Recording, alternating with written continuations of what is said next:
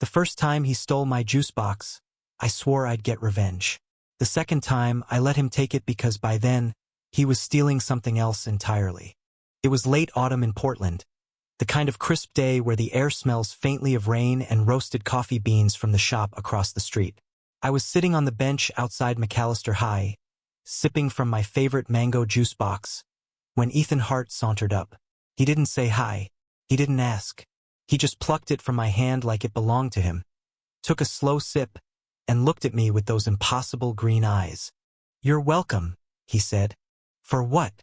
"The theft." I shot back. "For saving you from that sugar bomb. Your teeth will thank me in 10 years. It should have been infuriating, and maybe it was, but it was also the start of something that would pull me into the messiest, most gut-wrenching, and yet most beautiful year of my life. Ethan wasn't like the other guys at school.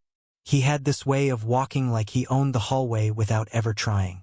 He could charm a teacher into letting him skip homework, talk the principal into giving him extra credit for things he hadn't even done, and apparently convince me to let him take my drink without a fight. That day turned into a strange ritual. Every afternoon, without fail, he'd find Melliker, cafeteria, parking lot, didn't matter. He'd take my juice box, drink it, hand me the empty carton, and then disappear. No small talk, no explanation, just a weird, infuriating little ritual that I couldn't stop thinking about.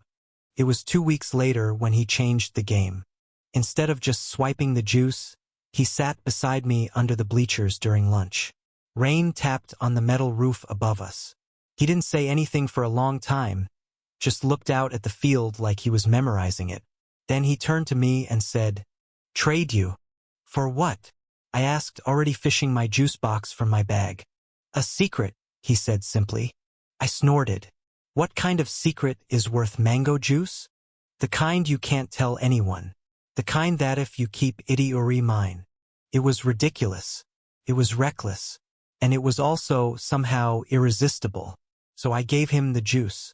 And Ethan Hart told me something that would make me see him in a completely different light. That secret? He wasn't the golden boy everyone thought he was. His perfect family was fractured. His father hadn't been home in months, his mother drank too much, and the reason he hung out at school so long was because home wasn't safe. I remember staring at him, the juice box crumpled in my hand. The kid who made everyone laugh, who flirted shamelessly with the cheerleaders, who skipped class like it was an art form wasn't untouchable. He was just surviving. Something in me shifted that day. The weeks that followed were complicated.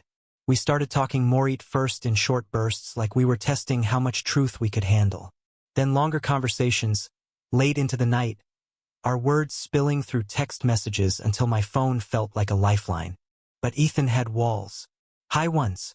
Sometimes I'd think I was getting close, only for him to vanish for days. Sometimes he'd show up at school looking like he hadn't slept at all. And always, he'd still take my juice box, as if to remind me that whatever else was going on, we had that one unshakable thing. The first time we really touched at it wasn't planned. I found him sitting alone in the empty gym after hours, his hoodie pulled tight, eyes red. He didn't say anything when I sat beside him. I didn't push, but when I reached over and rested my hand on his, he didn't pull away. Things didn't magically get better after that. In fact, they got worse before they got better. Ethan started skipping entire weeks of school. Rumors spread, drugs, trouble with the law, fights, but I knew the truth. He was drowning in his home life, and there was only so much I could do to pull him out. I remember one night, standing in the rain outside his house, pounding on his door. His mom screamed something inside, something that made my stomach twist. Ethan finally came out looking like hell, and I told him no, begged him to come with me. He hesitated, then whispered, "I don't deserve you, man. You don't get to decide that," I said, and I pulled him into a hug so tight I thought maybe I could hold him together by sheer force.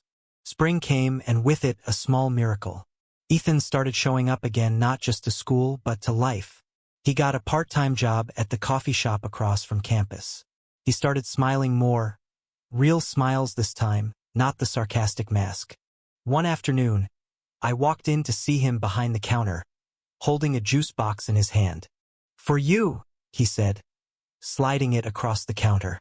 Trade you for a secret. I laughed, the sound catching in my throat. I'm out of secrets. Then give me a truth, he said softly.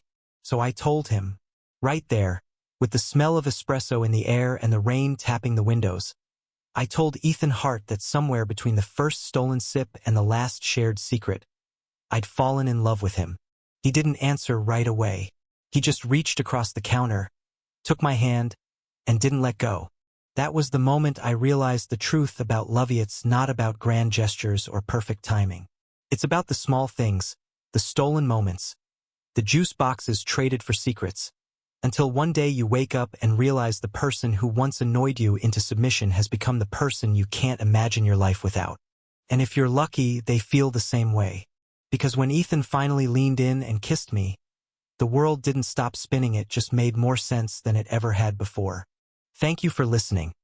Don't forget to like and subscribe to stay updated with the latest videos.